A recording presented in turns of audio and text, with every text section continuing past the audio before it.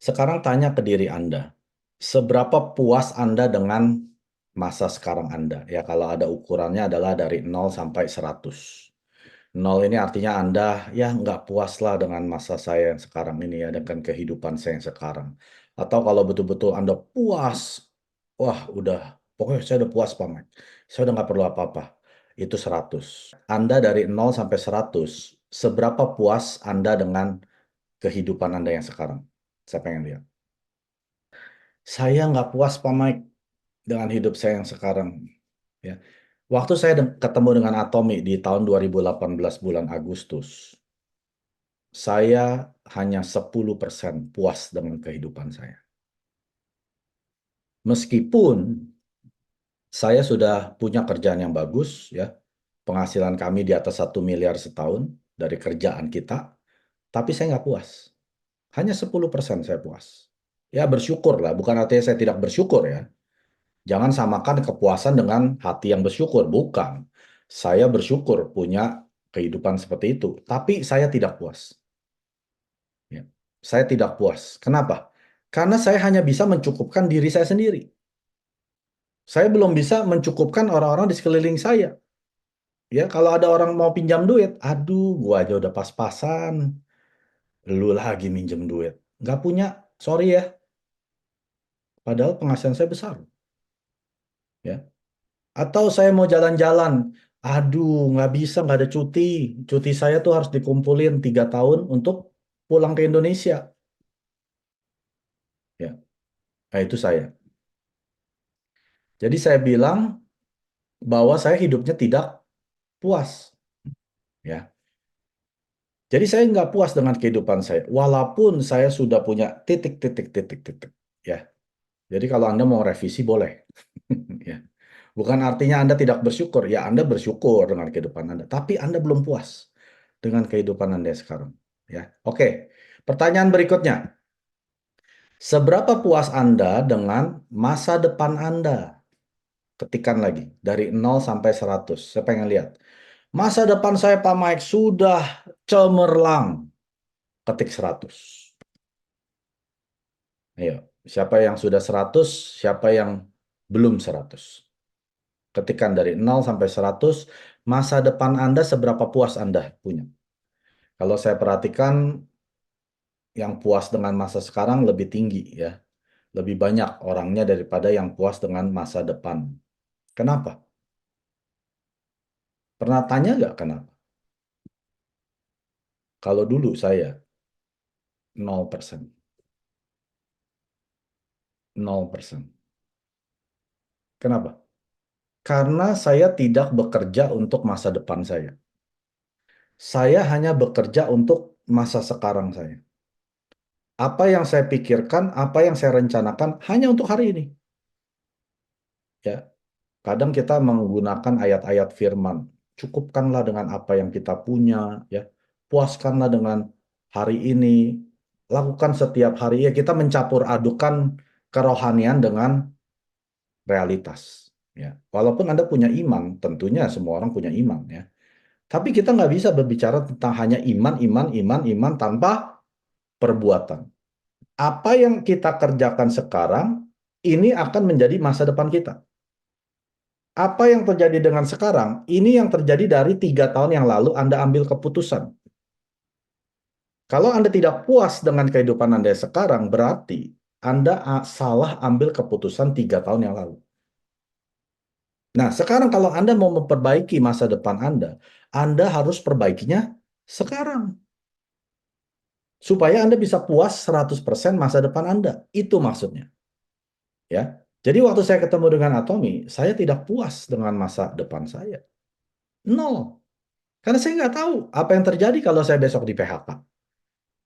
Apa yang terjadi kalau saya tiba-tiba nggak bisa berangkat kerja lagi. Saya mesti nyetir pulang pergi 4 jam. Saya tidak nyetir, istri saya tidak kerja. Hilang semua penghasilan kita. Boleh ngomong penghasilan 1 miliar setahun. Saya nggak masuk kantor, saya tidak digaji. Jadi saya nggak puas dengan masa depan saya. Ya, kalau Anda mau revisi boleh. Saya nggak puas, Pak Mike. 0%. Nah, ya, ini loh. Anda tidak dapat merubah masa lalu. Sulit merubah masa sekarang, tapi Anda dapat merubah masa depan. Ya, ini quote yang pernah saya dapat. Masa lalu udah nggak usah diungkit-ungkit lagi deh. Itu sudah terjadi. Anda mau tangisi, mau jungkir balik, nggak akan berubah. Merubah masa sekarang juga sulit. Nggak gampang loh. Bisa rubah, tapi nggak gampang. Ya. Apa yang bisa kita kerjakan?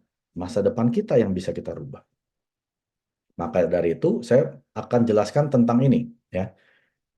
Speed dengan velocity. Ada yang bisa terjemahin nggak dalam bahasa Indonesianya apa? Speed itu apa? Velocity itu apa? Speed adalah kecepatan. Ya, kalau kita mengendarai mobil, kita tahu kan ada kecepatan speedometer kita kan. Nah, itu adalah speed. Ya. Tapi kalau velocity itu adalah kecepatan ditambah dengan arah. Ya.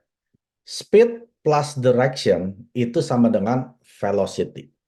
Tapi kalau Anda masuk ke Google, ya itu terjemahannya dua-duanya kecepatan.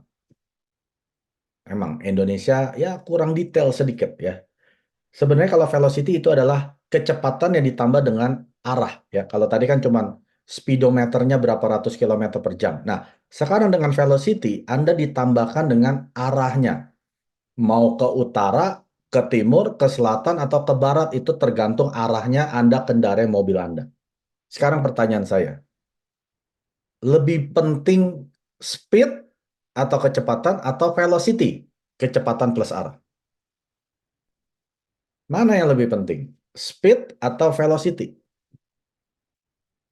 Ya, betul ya, 100 untuk Anda semua yang jawab velocity. Karena kenapa? Anda nggak peduli Anda mau berapa cepat Anda bergerak. Kalau arahnya salah, Anda nggak akan sampai. Betul nggak? Misalkan deh Anda mau ke puncak, ya, itu kan mesti masuknya tol Jagorawi gitu ya. Tapi Anda masuknya jalan tol yang ke Tangerang, nyampe nggak? Speednya sama, sama-sama 120 kilometer. Yang satu arahnya betul, yang satu arahnya ngaco. Jadi jangan bangga dengan kecepatan Anda. Jangan bangga dengan kesibukan Anda. Kesibukan Anda kayaknya, aduh, tiap hari sibuk, ya. Kesannya sibuk. Tapi Anda arahnya sebetulnya cuma putar-putar di tempat. Tahu ya? Speed itu menghasilkan movement, ya, pergerakan. Cuma pergerakan ini tanpa arah, cuma putar-putar di tempat. Itu yang dimaksud dengan orang yang berlari di dalam roda seperti yang hamster itu tuh, yang lari muter aja ya. Kesannya sibuk gitu ya, tiap hari bangun jam 5, tidur jam 2 pagi. Tapi dia masa depannya di situ-situ aja. 3 tahun dari kemudian dia bisa gitu aja gitu ya, nggak maju-maju, muter terus. Nah ini yang dibilang orang yang nggak tahu arahnya. Mau dibawa kemana arahnya dia.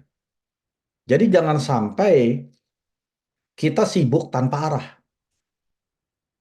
Maka dari itu di Atomi, Anda sudah diberikan yang namanya apa? Life scenario. Buku skenario kehidupan. Ini adalah arahnya Anda. Ada 8 poin di sana. Ya, tubuh ada 2, roh ada 2, jiwa ada 2, lingkungan ada 2. Ini adalah arah-arahnya Anda.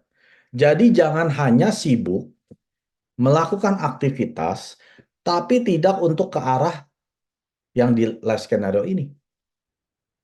Ya, Anda harus perbaiki arahnya. Anda harus ikuti arah yang benar di mana. Karena ingat, Anda tidak bisa merubah masa lalu. Sulit merubah masa sekarang, tapi Anda bisa merubah masa depan hanya dengan merubah arahnya saja. Kecepatan mungkin Anda sudah punya, cuma arahnya aja nih, nggak pas. Coba pelan-pelan Anda rubah arahnya, Anda pasti bisa merubah masa depan. 구독, 좋아요 눌러주세요.